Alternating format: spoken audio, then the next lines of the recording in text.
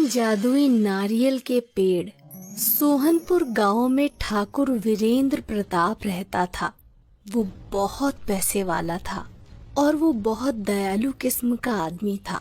वो गरीबों की बहुत मदद करता था। उसके पास तीन जादुई नारियल के पेड़ थे जो कि उसने अपने गांव के बाहर लगा रखे थे। एक नारियल का पेड़ सोने के नारियल देता था और दूसरा नारियल का पेड़ पैसे देता था और तीसरा नारियल का पेड़ अलग अलग तरह के फल देता था। ठाकुर वीरेंद्र प्रताप चौहानपुर गांव का मुखिया भी था, पर अब बेचारा ठाकुर वीरेंद्र प्रताप बूढ़ा हो गया था। उसकी सेहत अब ठीक नहीं रहती थी। ठाकुर वीरेंद्र प्रताप के तीन बेटे थे। सबसे बड़े बेटे का नाम सुंदर, जो बहुत बुद्धिमान और चतुर था, पर सुंदर आलसी बहुत था। दूसरे बेटे का नाम सुशील था। वो भी सुंदर से कम नहीं था। उसकी चतुराई से भी हर कोई वाकिफ था। और सबसे छोटे बेटे का नाम सुलभ। सुलभ बहुत मासूम था और बुद्धिमान भी इतना नहीं था, पर सुलभ आलसी नहीं था। वो वीरेंद्र प्रताप की किसी भी बात को नहीं टालता था। ठाकुर वीरेंद्र प्रताप इसी चिंता में था कि आखिर वो उसका वारिस किसको बनाकर जाए।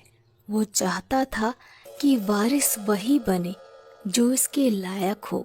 उसकी धन संपत्ति और तीन जादुई नारियल पेड़ों का सदुपयोग करे।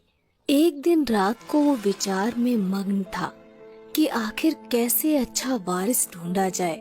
अगली सुबह हुई और वीरेंद्र ने अपने तीनों पुत्रों को बुलाया और अपने बागीचे में लगे तीनों जादुई नारियल के पेड़ों के पास ले गया और कहा, देखो बेटा, जैसा तुम्हें भी पता है कि आजकल मेरी सेहत कुछ अच्छी नहीं रहती, इसलिए मैं अपना वारिस ढूंढ रहा हूँ जो मेरी धन संपत्ति और इन तीनों जादुई नारियल के पेड़ों का सदुपयोग करे।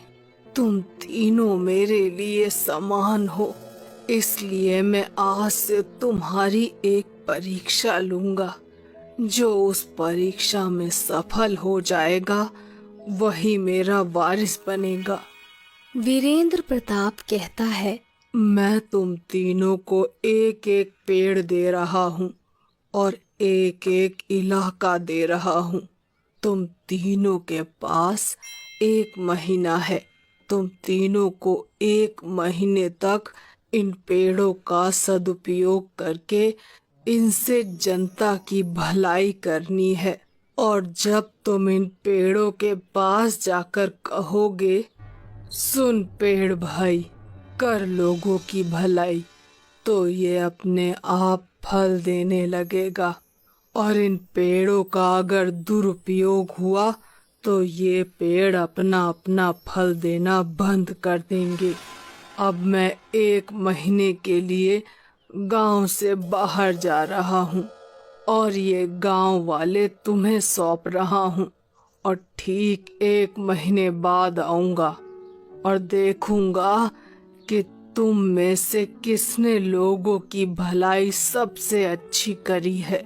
मैं नहीं जानता तुम ये सब कैसे करोगे। ये सब तुम्हें अपनी बुद्धिमानी के प्रयोग से करना है। क्या तुम तीनों इस परीक्षा के लिए तैयार हो?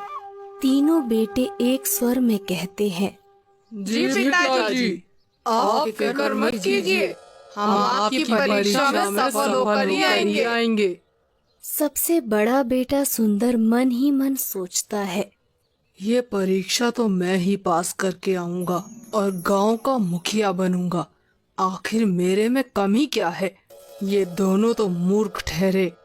दूसरा बेटा सुशील मन ही मन सोचता है, आखिर वो तो पिताजी को ही पता है कि मुखिया कौन बनेगा। मुखिया बनने के लिए योग्य सिर्फ मैं ही हूँ।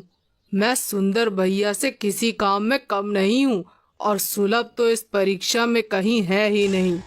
सुलभ मन ही मन सोचता है, पिताजी ने ये परीक्षा रखवा कर अच्छा किया। चलो, हमें भी अब थोड़ा मदद करने का पुण्य मिलेगा। वीरेंद्र सिंह बड़े बेटे सुंदर को सोने के नारियल वाला पेड़ दे देता है। फिर दूसरे बेटे सुशील को नारियल के पैसे वाला पेड़ दे देता है और सबसे छोटे बेटे सुलभ को तरह तरह के फल देने वाले नारियल का पेड़ दे देता है और कहता है, ठीक है बच्चों, अब मैं चलता हूँ। मेरा आशीर्वाद तुम तीनों के साथ है। ऐसा कहकर वीरेंद्र प्रताप गांव से निकल जाता है। अगली सुबह होती है। तीनों बेटे अपने अपने पेड़ के पास चले जाते हैं। सुंदर सोने के नारियल वाले पेड़ के पास जाता है और सोचने लगता है कि अब लोगों की भलाई मैं इससे कैसे करूं। वो पेड़ के पास जाता है और कहता है, सुन पेड़ भाई, कर लोगों की भलाई। इतने में ही पेड़ से सोने के नारियल निकलने लगते हैं। सुंदर उन नारियल को सुबह सोने की दुकानों पर बेच देता है, पर जैसे ही पैसे आते हैं वो सोचता है मैं लोगों की भलाई तो बाद में ही कर सकता हूँ, अभी क्यों ना ये पैसे मैं खुद पर खर्च कर लूँ। ऐसा सोचकर वो उन पैसों से खुद के लिए शराब खरीद लेता है। वहीं दूसरा बेटा सुशील पैसे देने वाले नारियल के पेड़ के पास जाता है और कहता है, सुन पेड़ भाई, कर लोगों की भलाई। उसके पास भी बहुत सारे पैसे आ जाते हैं। सुशील उन पैसों को बांटने के बजाय उन पैसों को लोगों को उधार देने लग जाता है। वो मन ही मन सोचता है, आखिर मैं मदद कर ही तो रहा हूँ, यही तो लोगों की भलाई है। अब मैं पिताजी की तरह मूर्ख नहीं जो इन पैसों को ऐसे ही लुटा दूं। वहीं तीसरा बेटा सुलभ तरह तरह के फल देने वाले पेड़ के पास जाता है। वो सोचता है इस गांव में ऐसे बहुत से लोग हैं जो एक दिन का भोजन भी नहीं जुटा पाते हैं, उनको इसकी सबसे ज्यादा जरूरत है। फिर सुलभ पेड़ के पास जाता है और कहता है, सुन पेड़ भाई, कर लोगों की भलाई। इतना कहते ही पेड़ से तरह तरह के फल निकलने लगते हैं। सुलभ उन फलों को गरीबों में बांट देता है। सुलभ अब रोज ऐसा ही करने लगा। वो पेड़ के पास जाता, मंत्र पढ़ता और उसमें से जो फल निकलते वो उन फलों को गरीबों में बांट देता। उसे लोग बहुत दुआ देकर जाते। वहीं सुंदर तो बहुत शराबी हो गया और उस पेड़ से जो भी सोने के नारियल निकलते उनको बेचकर शराब पी लेता था। उसकी सेहत भी अब बहुत खराब हो गई थी। दूसरा बेटा सुशील, वो तो मानो गरीबों की मदद करने के बजाय उन पर जुल्म ढाने लगा था। सुशील पैसे तो दे देता, पर अगर किसी ने उसके पैसे वापस देने में देरी कर दी तो उनको मारता पीटता, उन पर जुल्म करता था। ऐसे ही धीरे धीरे 1 महीना बीत गया। ठीक 1 महीने बाद ठाकुर वीरेंद्र प्रताप गांव लौटता है। वो बहुत उत्सुक रहता है क्योंकि उसे आज पता चलने वाला था कि उसका वारिस कौन है। वो सोच रहा होता है कि मेरे तीनों बेटे ने कमाल कर दिया होगा, गांव में तो रंगत होगी। वीरेंद्र सबसे पहले सुंदर के इलाके में जाता है। वो वहां बाहर लोगों से पता करता है तो उसे मालूम पड़ता है कि सुंदर कभी इस इलाके में आया ही नहीं। वो तो सिर्फ शराब पीकर एक जगह पड़ा रहता है। अपने बड़े बेटे के बारे में ऐसी बातें सुनकर वीरेंद्र को बहुत धक्का लगता है। उसने कभी सोचा भी नहीं था कि उसका सबसे बड़ा बेटा सुंदर इतना बुरा नाम कमाएगा। खैर, फिर वो अपने दूसरे बेटे सुशील के इलाके में जाता है। वहां जाकर तो वो चौंक जाता है। सुशील इलाके में तो आता था, पर वो सिर्फ वसूली करने के लिए।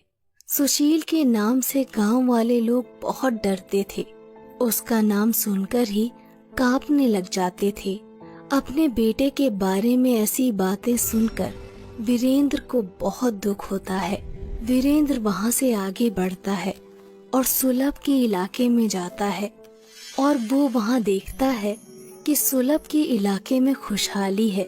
लोग मस्ती से अपना काम कर रहे हैं और सुलभ को दुआएं दे रहे हैं। सुलभ की तारीफ सुनकर वीरेंद्र का मन बहुत खुश होता है। वीरेंद्र फिर सीधा अपने घर जाता है और अपने तीनों बेटों को अपने कक्ष में बुलाता है। तीनों बेटे वीरेंद्र के पास जाते हैं। सुंदर और सुशील वीरेंद्र को देखकर उनके चरणों पर गिर जाते हैं और कहने लगते हैं, पिताजी, हमें माफ कर दीजिए पिताजी, हम लोगों की भलाई नहीं कर सके। आपने जो हमारी परीक्षा ली, हम उस पर भी खरे नहीं उतरे। हमारे दुरुपयोग करने से वो पेड़ भी गायब हो गया। सुंदर और सुशील, तुम दोनों को अपने छोटे भाई सुलभ से कुछ सीखना चाहिए। उसने कितने अच्छे से अपने इलाके को संभाला और गांव वालों की भलाई करी। इतना कहकर वीरेंद्र सुलभ को अपने पास बुलाता है। सुलभ, इधर आओ बेटा। जी पिताजी। सुलभ, मुझे बिल्कुल भी उम्मीद नहीं थी कि तुम इस परीक्षा में पास हो जाओगे, पर तुमने साबित कर दिया कि तुम ही मेरे असली वारिस हो। शाबाश बेटा, शाबाश। नहीं पिताजी, मैंने ये सब वारिस बनने के लिए नहीं किया। मैंने ये सिर्फ लोगों की भलाई के लिए किया। और जब मेरे बड़े भाई सुंदर हैं, तो उनके रहते मैं वारिस नहीं बनना चाहता। वाह बेटे वाह, तुम तो बेशकीमती हीरा निकले। तुम्हारी सोच को तो तुम्हारे पिता नमन करते हैं। तुम इस परीक्षा में पास हुए हो, इसलिए असली वारिस तुम ही हो बेटा। ऐसा कहकर वीरेंद्र सुलभ को गले लगा लेता है और अगले ही दिन सभी गांव वालों के सामने सुलभ को अपना वारिस और नया मुखिया घोषित कर देता है।